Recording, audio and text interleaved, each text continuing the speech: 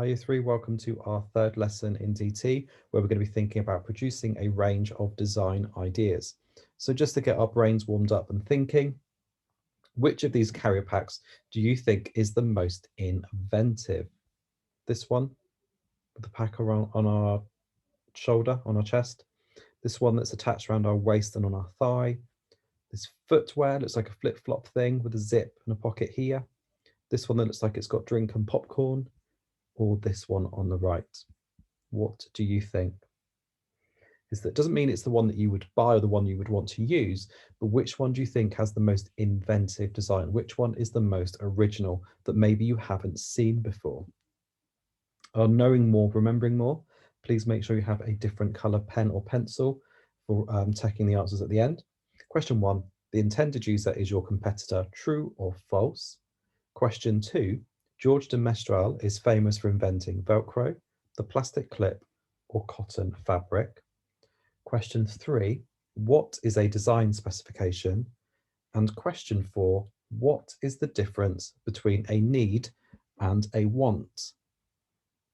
Feel free to pause the video while you write down your answers, then get yourself a separate colour or pen so we can go through the answers together, and here they come. So your intended user is your competitor, false. George de Mestral is famous for inventing Velcro. Design specification is a list of criteria or features that will make a product successful. And question 4, the difference between a need and a want. A need is a feature that the product must have, and a want is a feature that is desirable but is not essential. So well done if you got all 4 of those correct. If you didn't, pause the video, check your answers and fix them before we move on to the next part. Okay, so we're going to be thinking today, our learning objective is to present and annotate my initial ideas. And your success criteria is that you will be able to present your ideas and then you will know how to annotate them. So looking at those 2 key skills today. So we'll do vocabulary, we'll do my turn, your turn. Please do join in. So my turn, your turn, design specification, annotation. Perfect. And I'm sure that some of you are aware of what we mean by annotation from previous learning anyway. So key concepts that we know and key concepts that we will meet. So we know that the design ideas should meet the needs and wants of the user, so what it must have and what would be nice if it had. And we'll be thinking today new concepts or concepts we haven't possibly looked at in a long time, producing design ideas linked to the design specification and evaluating ideas against them. So producing them and then thinking about how effective would they be, how good are they? So remember we did this in the last lesson. So this is to help explain your points. You should give reasons as to why they are important. If you have this, it'd be a good time to get it because you will need this for today's lesson. So what was your specification point and what was your reason? So my design should have because. Okay. So design ideas. What products would you like the belt to hold? Draw 2 design ideas for your carrier belt. And you need to make sure that you are thinking about your design specification whilst you are producing your ideas.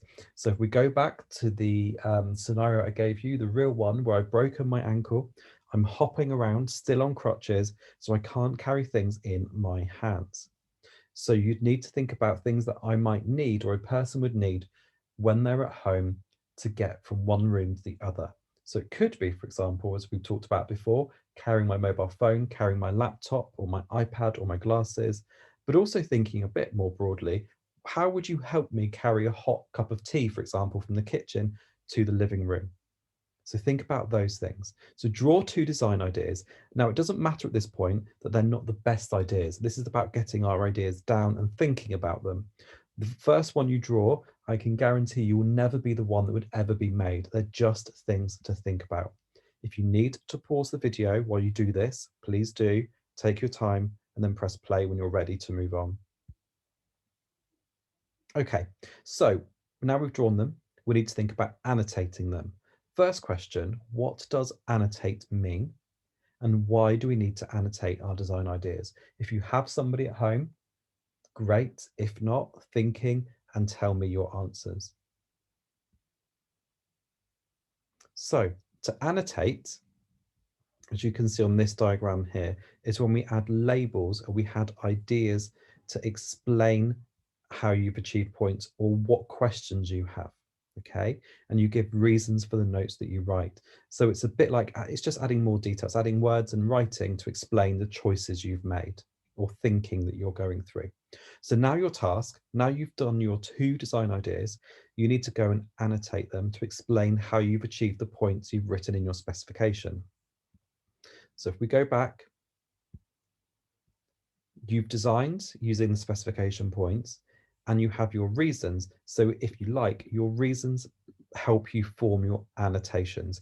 Or you could do, as on this one, they have got some questions that will help you as well. Again, pause the video whilst you complete it, and then when you're ready to move on, press play. So testing our knowledge. What does annotate mean? Why do we annotate our designs? And what should design ideas be linked to? Okay, and just to finish off today, just to think about the next lesson, where we're going in our learning journey. These are some objectives that are coming next. I can explain how my design ideas achieve the points in my design specification. And my next step is to choose the design idea that I wish to make and develop it further by making some changes and improvements to it. So I know I said that you can do 2 design ideas, but you might want to do 3. I wouldn't suggest doing any more than that. So stick to 2 or 3. And then I look forward to seeing what you've got and thinking about how we can improve them in our next lesson.